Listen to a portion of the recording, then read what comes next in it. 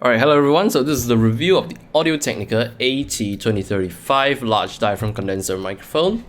So there's not much that actually comes with the entire set, just the mic, a soft case, and a shock mount. So here's the mic itself. Comes in a nice soft case. It says Audio-Technica on the front.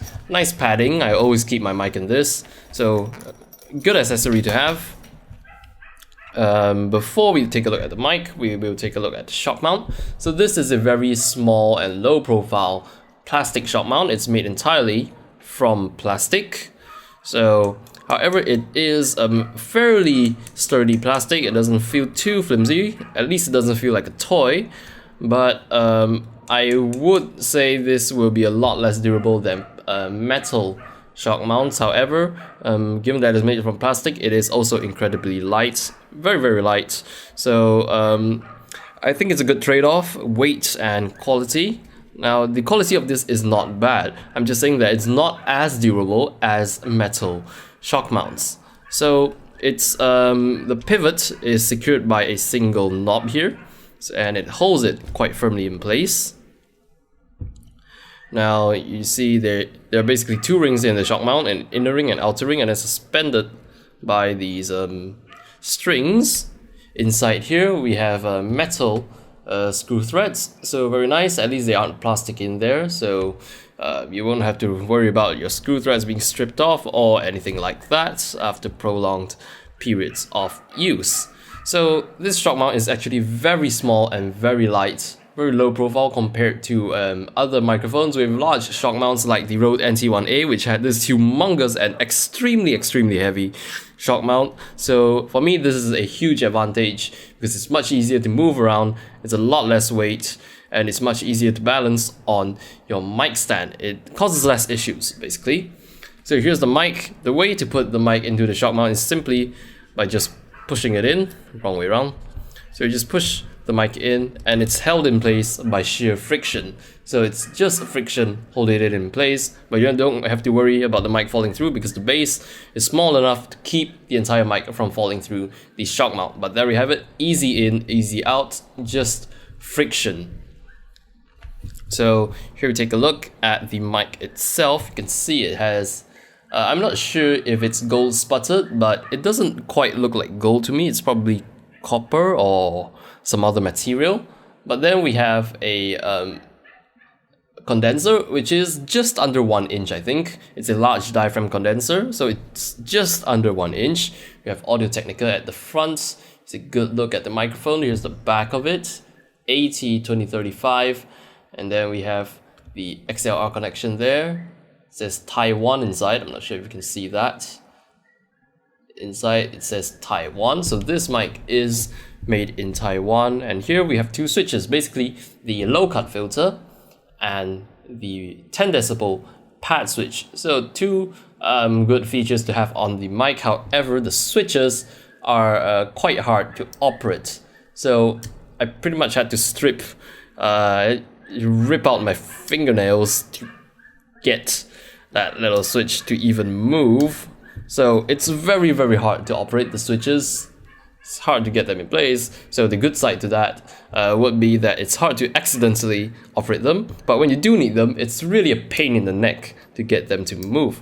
So do keep that in mind. So there we have it. There's the mic. Basically, it's a very fairly heavy mic. Actually, I'm not sure where the weight comes from. It's a very simple design, simple mic, but it has a nice good weight to it.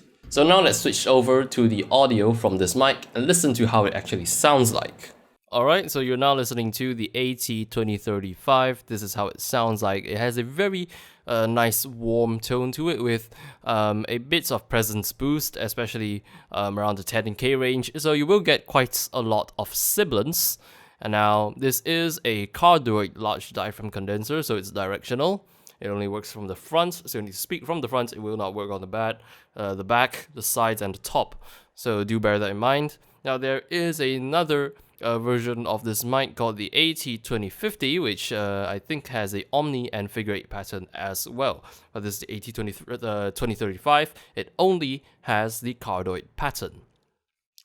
So the nice warm tone of this mic would be rather good for vocals if you want a nice warm tone to your vocals. However, I've recorded 2 covers with this mic for a couple of my friends, and they mainly use guitars. So for guitars, this mic could cause a bit of issues because it is a little bit too warm on the low end, so the low frequencies might overpower the high frequencies a little bit. So I'm gonna play a short clip of the guitar recording from the cover, and I'll show you what I mean.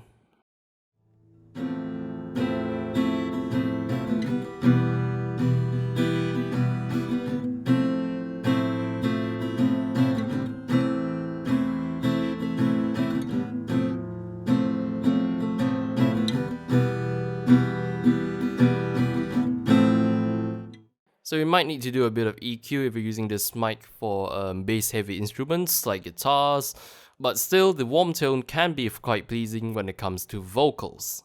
Now bear in mind this mic does not come with a XLR cable, and it runs on 11 to 52 volts phantom power. So if you're planning to use this mic, make sure your console or audio interface has the required amount of power for this mic to operate. So it's 11 to 52 volts. So 12 volt, 24 or 48 volts phantom power will all work with this mic. Now another thing to take care of is a pop filter. Now this mic does not come with a pop filter like the Rode NT1A, so you will have to get your own. Now for me, I like this mic very much. In fact, I prefer this mic over the Rode NT1A. The NT1A was a little bit harsh on the high end, and personally I just like the warmth of this mic much more. So great mic, great for vocals, great for instruments, albeit a little bit heavy on the low end, which could be a good thing depending on the type of sound you're looking for. So do go ahead and check out the full cover that I have recorded entirely with this mic, the AT2035. Now just click right here and it'll take you to the video. And it's done by a friend of mine, Jessie. She's very talented. Now the entire cover was recorded with just this one mic, the AT2035. The vocals and the guitar were both recorded using this mic. So do go ahead and check it out. Now apart from that, there is also another cover I recorded with this mic for another 2 of my friends. However, it is in Chinese, but if you still want to check that out as well, I have the link in the description below. I have Jessie's cover link in the description below as well. Alright, so thank you very much for watching. That is it. Any questions, comments, just leave them in the comment section below. Thank you very much for watching, and I'll see you in the next video. The power of love, a voice from above, in my soul. Flame on burn desire, love returns a fire, purge the song.